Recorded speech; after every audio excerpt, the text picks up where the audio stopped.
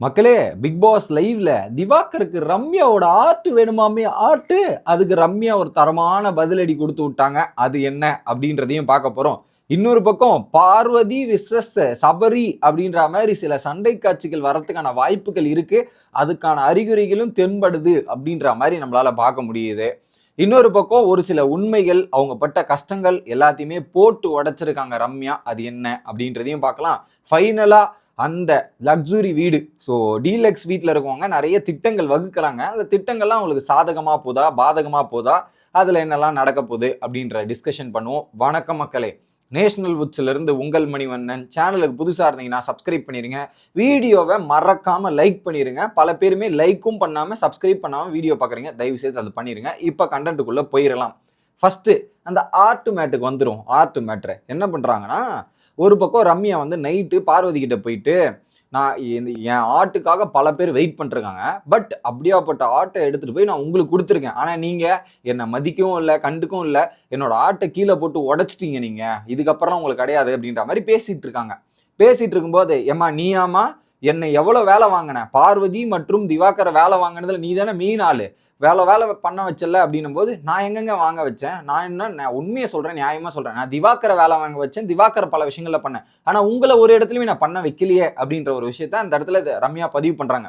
But பார்வதியும் திவாகரையும் அவங்கள வேலை வாங்கணும்னு திட்டம் போட்டதே ரம்யா தான் அப்படின்றது தான் பாயிண்ட். இங்க அப்படி பேசிட்டு இருக்காங்க.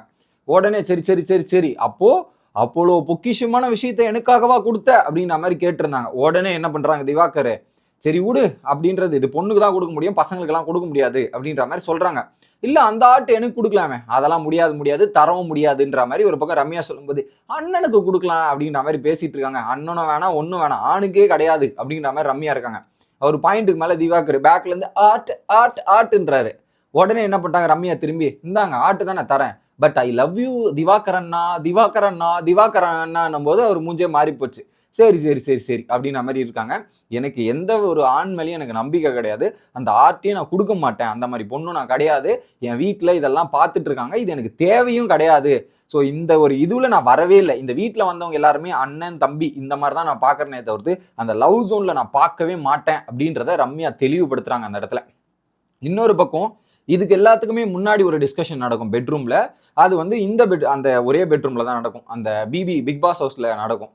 அப்ப என்ன பண்றாங்க, கனி இருப்பாங்க, கானா வினோத், கலையரசன் இவங்கெல்லாம் நிற்கும் போது அவங்க டான்ஸ்ல, அந்த நாடகத்துறை அந்த ஸ்டேஜ் டான்ஸ்ல எவ்வளோ கஷ்டங்கள் பட்டிருக்கும், அந்த ட்ரெஸ்ஸு போட்டுட்டு ஆடும்போது என்னென்ன கமெண்ட்ஸ் பாஸ் பண்ணுவாங்க, கெட்ட கெட்ட வார்த்தைகள் பேசுவாங்க, அசிங்கமா பேசுவாங்க, அதெல்லாம் தாண்டி எவ்வளோ விஷயங்கள்லாம் நடந்திருக்கு தெரியுமா அப்படின்ற மாதிரி அவங்க சொல்ல முடியாத துக்கங்கள்லாம் சொல்லிட்டு இருக்காங்க. அப்போ கலையரசன் வந்து ஒரு பாயிண்ட்டை பேசுறாரு, இருக்கிறதுலேயே அந்த அம்மன் வேஷம் போட்டு காளி வேஷம் போட்டு நம்ம ஆடும் போதே பார்த்தீங்கன்னா தொடக்கூடாத இடத்துல தொடறதும் இந்த மாதிரி பிஹேவ் பண்ற பைத்தியங்கள்லாம் இருக்கதான் செய்யுது. ஒரு பொன் வேஷம் போட்ட எனக்கே அந்த மாதிரி சில விஷயங்கள்லாம் நடந்திருக்கு, அப்போ ஒரு பொண்ணுக்கு எவ்வளோலாம் துன்பங்கள் நடந்திருக்கும்னு யோசிச்சு பாருங்கன்னும் போது அதை தான் சொல்றாங்க. ஸோ உங்களுக்கே எப்படின்னா எங்களுக்கெல்லாம் என்னெல்லாம் நடந்திருக்கும் அந்த மாதிரி இருக்கும், அந்த மாதிரி பல விஷயங்கள் இருக்கு, இதெல்லாம் தாண்டி நான் அவ்வளோ வருஷம் கஷ்டங்களை பார்த்து வந்திருக்கேன், அதெல்லாம் சொல்ல முடியாத அவ்வளோ கஷ்டங்கள் இருக்கு அப்படின்ற மாதிரி போட்டு உடைக்கிறாங்க. பட் இந்த வீட்டுக்கு வந்து நான் வீட்லயே இது வரைக்கும் நான் வாழ்நாளில் கோவப்படாமல், இத்தனை வருஷமா நான் கோவப்படாமல் சந்தோஷமா இருந்ததே இல்லை. நான் கோவப்படாமல் இருந்த 2 நாட்கள் என்னன்னா, இந்த பிக் பாஸ் வீட்டுக்குள்ள வந்த 2 நாட்கள் தான் நான் கோவப்படாமல் சந்தோஷமா இருந்த நாட்கள் அப்படின்ற ஒரு பதிவை ரம்யா பதிவு பண்றாங்க. எல்லா நாளும் கத்திக்கிட்டு கோவப்பட்டு அந்த அளவுக்கு இருக்கிற கேரக்டர் இங்க வந்தோன்னு எனக்கு ரொம்ப சந்தோஷமா இருக்கு, ரொம்ப என்ஜாய் பண்ணிருக்கேன் அப்படின்னும் போது அவங்க எவ்வளவு துன்பங்கள் அனுபவிச்சிருப்பாங்க அப்படின்றது நம்மளால புரிய முடியுது. இது ஒரு பக்கம் இருக்காங்க. ஸோ அந்த அளவுக்கு தெளிவான ஃபோக்கஸுமே இதுவுமே திவ்யா இருக்கு, ரம்யாவுக்கு இருக்கு அப்படின்றத நம்ம பார்த்து தெரிஞ்சுக்கணும். இது ஒரு பக்கம். அடுத்து ஒரு பக்கம் பார்வதி வெர்சஸ் சபரி. ஏன்னா பார்வதியை வந்து சபரி சொல்லியிருப்பாரு, நீ ஒரு நாள் உன் கூத்தே முடிஞ்சு போச்சு, பார்வதி இந்த வீட்டில் இருக்கிறதுக்கு தகுதியே கிடையாதுன்றத சொன்னார் இல்லையா. அப்பத்துல இருந்தே ஒரு பாயிண்ட்ல வந்து பார்வதிக்கு சபரி மேல காண்ட ஆரம்பிச்சிருச்சு. ஆனா சபரி தெளிவா காய நகர்த்திட்டு இருக்காரு. எக்ஸாக்டா நாமினேஷன்லயும் பார்வதி தான் அடிச்சாரு, இந்த இடத்துலயும் பார்வதி தான் அடிச்சாரு. அது பார்வதிக்கு இப்ப நேரம் அடிக்கும் போது தான் தெரியுது. இதுக்கு முன்னாடியே பார்வதி வந்து சொல்லிட்டாங்க. ஏன்னா பார்வதி இன்னைக்கு ஃபுல்லாவே ஸோ இந்த வீட்டோட ஒட்டுமொத்த கண்ட்ரோல் நம்ம எடுக்கணும், பிக் பாஸ் வீட்டோட கண்ட்ரோல்ல பார்வதி இருக்கணும்ன்றதுக்காக அதுல 2 பேரை சொல்லுங்கன்னு முயற்சி பண்ணும்போதே சபரி உசாராயிட்டார் போல. இங்க வந்து என்ன பண்றாங்க, ஸோ நீங்க டாமினேட் பண்றீங்க, டாமினேட்லாம் பண்றீங்க சபரி, அதெல்லாம் கொஞ்சம் கம்மி பண்ணீங்கன்னும் போது அப்புறம் வந்து சரி ஓகே பார்வதி கிட்ட நீங்க டாமினேட் பண்ற மாதிரி இருக்கே, இது பண்றீங்கன்னு கம்மி பண்ணீங்கன்றத சொல்லும் போது, ஆமா நீங்க கூட தான் நிறைய இடத்துல பூசி பூசி ஏதோ பேசுற மாதிரி இருக்கு, பூசி முழுங்குறீங்க, அதெல்லாம் நீங்க கம்மி பண்ணீங்கன்ற மாதிரி 2 பேரும் மாத்தி மாத்தி சொல்லிட்டாங்க. அதுக்கப்புறமும் போயிட்டு நீங்க டாமினேட் பண்றதுன்னு சொல்லி தான் அவர் நாமினேட் பண்ணிட்டாரு இங்க அந்த ஒரு நாள் கூத்துல. உடனே வந்து நீ அன்னைக்கு அந்த கோடு மேட்டர் கடை வந்து இப்பெல்லாம் நாமினேட் பண்ணுவேன், இதெல்லாம் இது பண்ணுவேன் அப்படின்ற மாதிரி பேசிட்டு ஒரு எக்ஸ்பிளனேஷன் கொடுத்துட்டு இருக்காரு. இல்லைங்க எனக்கு சீரியஸா தோணுச்சுங்க, உங்களோட அனைத்து எமோஷன்ஸும் நீங்க வெளிப்படுத்திட்டீங்க, அதனால நீங்க உங்களோட ஆட்டம் முடிஞ்சு போச்சுன்னு எனக்கு ரியலா ஃபீல் பண்ணதால தான் நான் கொடுத்தேன் அப்படின்ற மாதிரி சொல்லிட்டு இருக்காரு. இதுல சொல்லிட்டு இருக்கும்போது எப்படின்னா, சபரிக்கு ஒரு டாஸ்க் கொடுத்துருக்காங்க, வாட்டர் இன்சார்ஜோட அசிஸ்டன்ட் இந்த பக்கம் லைட் அடிக்கும் போது இப்படி பாக்குறாரு, இப்படி பார்வதி நேரா பேசிட்டு இருக்கும்போது இப்படி பார்த்து பேசுறாரு. உடனே இந்த சைடு நேரா பார்க்காம இந்த பக்கம் பார்த்து பேசிட்டு இருக்காரு, ஐ கான்டாக்ட் வரல. இதுல பார்வதி வந்து சொல்லிட்டு இருக்காங்க, சபரி மாறி மாறி பார்த்துட்டு அவரோட கருத்தை தெரிவிச்சிட்டு இருக்காரு. நான் இப்படிதான் பார்த்தேன், எனக்கு இப்படிதான் தோணுச்சு, அதனால தான் நான் இப்படி சொன்னேன் அப்படின்னு சொன்ன உடனே பார்வதி டென்ஷன் ஆயிட்டாங்க. இப்படிலாம் பண்ணாத, நான் உங்ககிட்ட ஒரு விஷயத்த நினைச்சு பேசிட்டு இருக்கேன், நீ என்ன மதிக்காம இப்படி பேசிட்டு இருக்க, ஸோ ஒரு வேல்யூ கொடு, ரெஸ்பான்ஸ் கொடு அப்படின்ற மாதிரி கேங்க. ஏம்மா எனக்கு ஒரு டாஸ்க் கொடுத்துருக்காங்க, அந்த டாஸ்க் தான்மா பண்ண முடியும், டாஸ்க் இருக்கட்டும்டா, ஒரு 2 நிமிஷம் எனக்காக பேச மாட்டேன், அந்த 2 நிமிஷத்துல 10 செகண்ட்ல பெல் அடிச்சிட்ட பிறகு தண்ணி எடுத்துட்டு வரும்போது தண்ணி போச்சுன்னா இது பார்வதியா வந்து என்னால தண்ணி போச்சுன்னு அதை ஒத்துப்பாங்களா? அப்ப நீ என்ன பண்ணிருக்கணும், அதை ஃபோக்கஸ் பண்ணிருக்கணும், இதே பார்வதி கேட்பாங்க. ஸோ இந்த இடத்துல என்ன பண்ணிட்டாங்க, பார்வதிக்கான பதிலா பார்வதி பேர் அவர் சொன்னதுக்கு இந்த பார்வதி காண்டாயிடுச்சு. இதுக்கு எக்ஸ்பிளனேஷன் கூட கண்ணை பார்த்து சொல்லும் போது மதிக்காதன்ற ஃபீல் வந்துருச்சு. உடனே இப்படி சொன்னவனா அதை புரிஞ்சுக்கணும், அவர் கொடுக்க வேலையை அவர் கரெக்டா பார்த்துட்டு இருக்காரு. இதுல வந்து இவங்க பேசும்போது ஸோ புரிஞ்சுக்கோ அப்படின்னும் போது, நீ சொல்றது புரிஞ்சுக்கிறமா, பட் எனக்கான டாஸ்க்ன்றதை நீ புரிஞ்சுக்கோ, கரெக்ட் தான் நீ சொல்றது. இப்போ உடனே இது கமருதீன் வந்தவொடனே சொல்லிட்டு அந்த வேலையை பண்ண ஆரம்பிச்சாரு, நேரா பார்வதியை பார்த்து பேச ஆரம்பிச்சாரு. பட் எனக்கு புரியுது, இதே மாதிரி பல பேர்கிட்டையும் நான் காலில இருந்து இப்படிதான் பிகேவ் பண்றேங்க. ஸோ என் வேலையை நான் பார்ப்பேன், ஒரு டாஸ்க்னா அதுக்கு தீவிரமா செயல்படுவேன், ஒரு விஷயத்த நான் விட மாட்டேன், அதான வேலையை தான் நான் பார்த்துட்டு இருக்கேன்னு சொல்லி முடிச்சுட்டு இருந்தாங்க.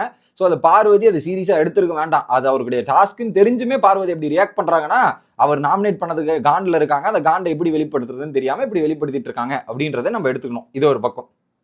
அடுத்து சில பேர் பாத்ரூம்ல ஃப்ளஷ் ஒழுங்கா பண்ணாம அந்த மேல பிளேட் இருக்கும்ல, அதெல்லாம் பிளஷ் பண்ணிட்டு இருக்காங்க, அது யாருன்றது தெரியல, அதுக்கு வேணா ஒரு பாத்ரூம் செக்யூரிட்டியை போட்டு உட்கார வைக்கலாம் அப்படின்ற டிஸ்கஷனுமே எங்க சபரி கனி இவங்கெல்லாம் உட்காந்து பேசிட்டு இருக்காங்க. போற போக்கில் பார்த்தீங்கன்னா அதுக்கும் ஒரு செக்யூரிட்டி போட்டு உட்கார வச்சு எவன் அந்த மிஸ்டேக்கை பண்றான்ற மாதிரி 4 நாள் கண்காட்சாதான் அதுவும் நிற்கும் போல இருக்கு. இல்லைன்னா அவன் வேலையை பார்த்துட்டு இருக்கான், மற்றவங்க எல்லாம் போறதுக்கே வந்து சங்கடப்பட்டுக்கிட்டு கஷ்டப்பட்டுக்கிட்டு இருக்கிறத நம்மளால பார்க்க முடியுது. இன்னொரு பக்கம் அந்த டீலக்ஸ் ஹவுஸ் மேட்ச் நாளைக்கு அவங்களை வச்சு செய்யறோம், என்ன பண்ணுங்க, ஒருத்தர் சீக்கிரமா எழுதுங்க, 2-3 மணி நேரம் கழிச்சு எங்களை எழுப்பி விடுங்க, அதுக்கப்புறம் நாங்கள் பொறுமையாக எழுந்து உங்களுக்கு பசிக்கும் போது சாப்பாடு இதெல்லாம் செஞ்சுக்கிட்டு இந்த மாதிரி பண்ண வைக்கலாம். அதை தாண்டி முழு சந்திரமுகியா ஒரு பக்கம் ரம்யா மாறின தருணங்கள்லாம் நம்மளால பார்க்க முடியுது. நம்மளோட ட்ரெஸ் எல்லாம் தூக்கி விடலாமா, அதுக்கப்புறம் பார்த்தீங்கன்னா அவங்க சிரிச்சா சிரிக்க கூடாதுன்னு இல்லாம பேசினா பேசக்கூடாதுன்ற மாதிரி ஒரே ஒரு டாஸ்க் தான் கொடுத்தாங்க. அதுக்கு எவ்வளோ ஆங்கிள் போய் யோசிக்கிறாங்கன்றது பார்க்க முடியுது. போற போக்கு பார்த்தா இந்த பொண்ணு வச்சு செல்லியும் போல இருக்கு அப்படின்ற மாதிரி தெரியுது. அதுலயும் ஓப்பனா சொல்லுது, எனக்கு எதிராக நீங்க இந்த ஒட்டுமொத்த டீலக்ஸ் ஹவுஸ் மேட்ச் எதிராக இருந்தாலும் சரி, ஒட்டுமொத்த வீடா இருந்தாலும் சரி, அதெல்லாம் தாண்டி நான் நிக்கிறதுக்கு தயார். ஏன்னா அவளை அடிப்பட்டு அவளை கஷ்டப்பட்டு வந்திருக்கேன், இதெல்லாம் எனக்கு ஒரு பெருசாவே தெரியாது, நான் யாரா இருந்தாலும் எதிர்த்து நின்று போராட தான் செய்வேன், சண்டையிட தான் செய்வேன்ற மாதிரி ஓப்பனா சொல்லுது. இதெல்லாம் எங்க போய் முடிய போகுதுன்னு தெரியல. பட் இன்னும் அந்த டீலக்ஸ் ஹவுஸ் மேட்ச் இன்னும் பயங்கரமா யோசிச்சு ஏதாவது பண்ணாதான் உங்களுக்கு இம்ப்ரூவ் பண்ண முடியும். ஆனா ஒரு ஒத்துமை பார்க்க முடியுது.